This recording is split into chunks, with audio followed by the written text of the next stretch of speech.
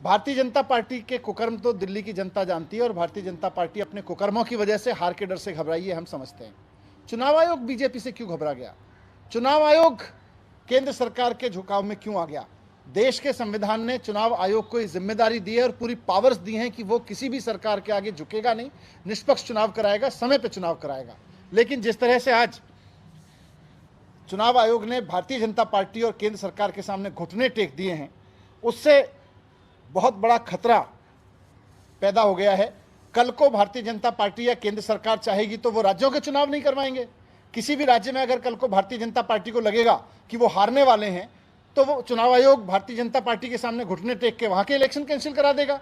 कल को मोदी जी को लगेगा कि वो देश का चुनाव हारने वाले हैं तो केंद्र सरकार के इलेक्शन कैंसिल हो जाएंगे। तो अगर इलेक्शन कैंसिल करना केंद्र सरकार और राज्य सरकारों के, चुनी हुई सरकारों के दायरे में आ गया, अगर इस तरह की परंपरा बना दी चुनाव आयोग ने, तो उसके बाद में लोकतंत्र में बचेगा क्या?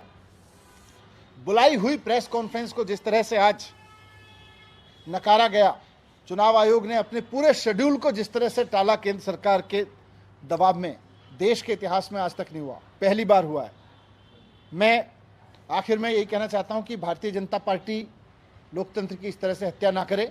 चुनाव आयोग अपने दायित्व को समझे। संविधान ने, बाबा साहब ने, देश की उम्मीदों ने, आज़ादी के इतने सारे जान देने वाले लोगों ने आज़ाद देश कराया और फिर संविधान बना तो इसलिए ताकि संविधान के हिसाब से देश चलेगा, और संविधान ने चुनाव आयोग को ताकत दी तो इसलिए ताकि संविधान के हिसाब से चुनाव कराएगा।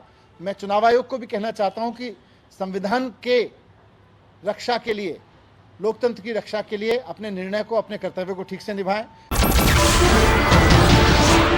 नमस्कार, मैं हूं मानक गुप्ता।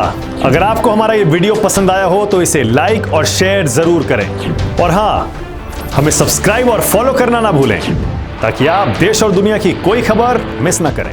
तो जुड़े रहिए हमारे साथ और देखते रहिए न्यूज़ 24।